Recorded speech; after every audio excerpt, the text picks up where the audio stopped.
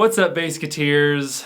Josh here, and today we're going to focus on space, using space in our improvisation and soloing, hopefully in a way that's less cumbersome than the stupid joke that I just did by slowing down that sentence. So, as with the other lessons in this improv series, and by the way, you're welcome to start with this video. You don't have to think, it's a series, I have to start at the beginning. That's not the kind of series we're dealing with here, man. So, we're going to be jamming on this funk groove with the G Dorian scale. Okay, we're in the key of G minor. Just keeping it simple harmonically so we can focus on the other elements we're talking about here. And today we're talking about space. So let me do a demonstration of what it sounds like if you are totally unaware of using space in your playing. Okay, this should be really exciting.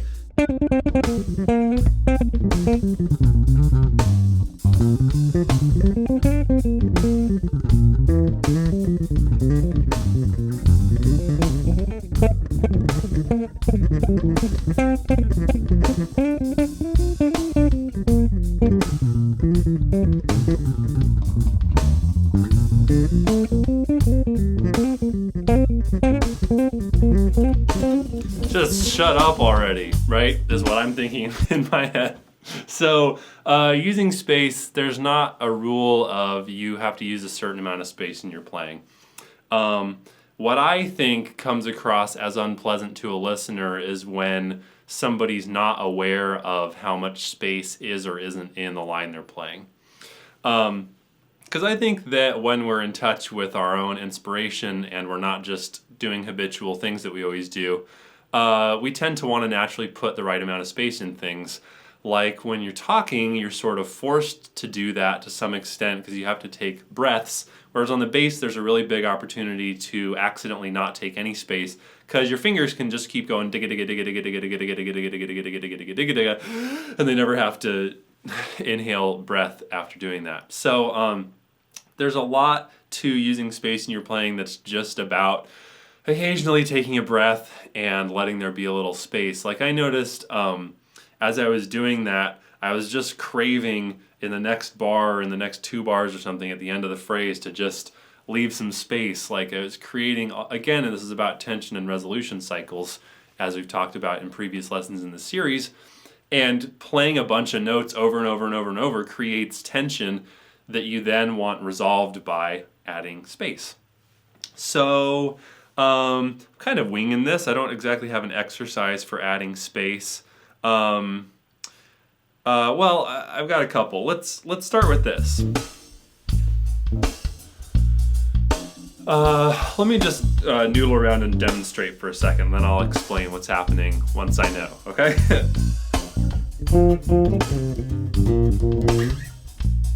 This is what we'll do. Solo for one bar, and then leave the next bar blank. Okay, I'll demo one more of those.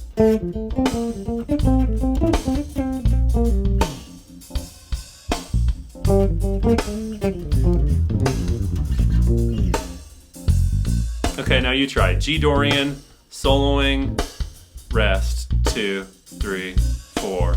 Play, 2, 3, 4. Rest, 2. Couple more of those. Play, whatever you want, G Dorian, and then just leave some space here. Play for most of the bar, and then rest. Okay, cool, right? Easy way to add space. Just cut 50% of the bars out of your pattern. Let's try. Let me have you do that a little bit more. Okay, here you go.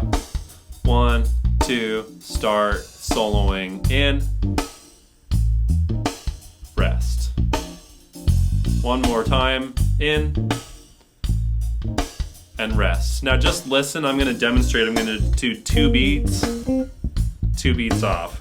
2 beats in, 2 beats off, 2 beats in, 2 beats out. Now you try. 2 beats in, out, in, out, in, beat-a-leet, out, shoot, dude, beat-a-blue, out. Okay, so we're just speeding up the cycle. In, out, in, out, in, out. Okay, cool, stop there.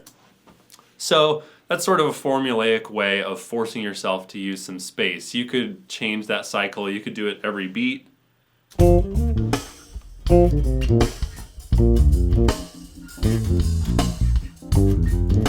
Okay, or you could do like play 2 bars, then take a bar off, make it irregular. However you wanted to do that. Just a way to force yourself to put some space in there. So I encourage you to spend more time with that on your own. And again, if you support me on Patreon, you'll always have access to extended versions of the play-alongs we use in these videos. If you don't want to do that, you're welcome to make your own play-along tracks. It's not that hard to do with modern technology. The next exercise we're going to do is to sing along with your playing. You do not have to be a good singer for this, and in order to emphasize that and also make you not listen to me sing that much, I'm just going to mix my voice down when I'm actually doing it. The idea is that you have to breathe and take occasional pauses from making noise when you're talking because you have to fill your lungs with air, which you don't have to do with your fingers, so you're forcing yourself to try to incorporate that reflex into your playing. Because just like breathing is sort of a tension resolution cycle of the inhale and the exhale, you want to have that kind of natural flow of space in and out of your line when you're playing too. So you already know how to do that with your voice because you have to, so you might as well incorporate it into your playing. So let me just demonstrate that a little bit. Okay, so here we go. I'll mix my voice down.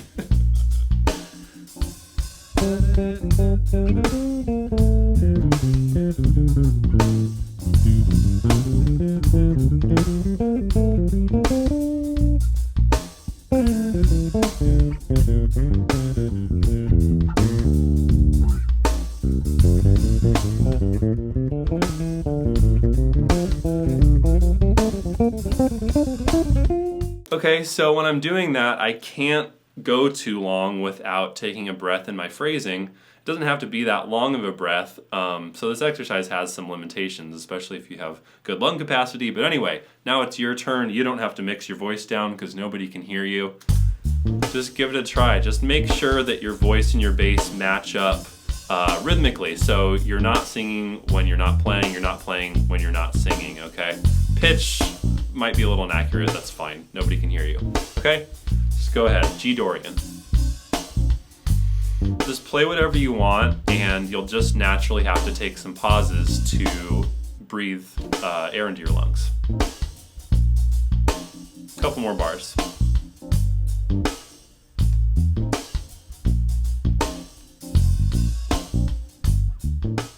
Okay, let me give you one more exercise you can play with. And again, I want you to spend a lot of time with these exercises on your own. This video is really just to give you the seed of the idea, and then it's up to you to water it and feed it good composted soil and turn it into an ability tree. Okay, great analogy, Josh. Okay, so final exercise, no longer singing. This is sort of just a shifting of your attention. So you're just going to play however you want to, just sticking with the G Dorian scale to keep it simple.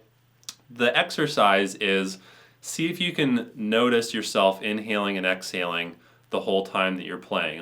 Let's see if I can do it. I'll try to demonstrate. So I'm going to be playing, but I'm going to try to get at least like 50% of my attention just on my body and breathing and still playing, okay?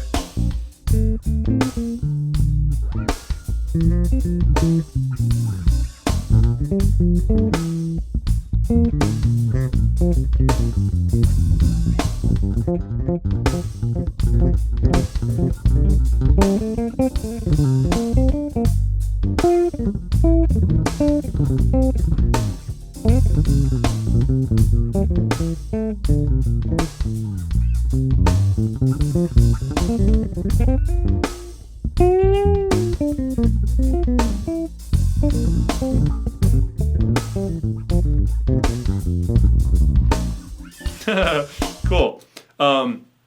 Okay, so that's me doing it, and I actually just had a really interesting experience doing that because I'm the teacher teaching you this exercise, and yet I still found a lot of value in intentionally doing that because I found after a certain point I started to get more engaged in the music, my breath would kind of start to freeze up a little bit, and the point of this is that let me just make you do it and then I'll talk more about it, okay?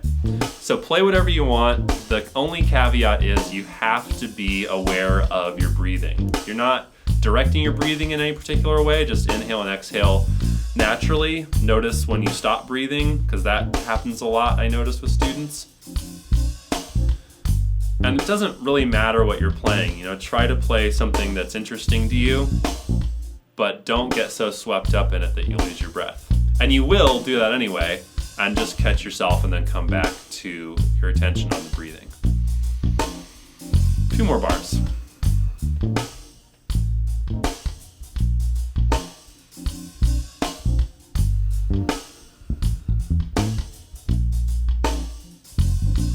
All right, nice. So there's a lot more I want to say about that. I don't know if I'll get through it all. There's so much to be said. Another thing correlated to that is noticing chronic muscle tension while you're playing can be really valuable. Like if you tend to tense up your face in a certain way, or if your shoulders are up, or just stuff like that just takes energy away from being able to play the instrument freely. This isn't to make you meditate or anything. Not that there's anything wrong with meditating, but this is really just about functional technique on the instrument and having a free pathway between what you're inspired to play and actually getting it onto the instrument.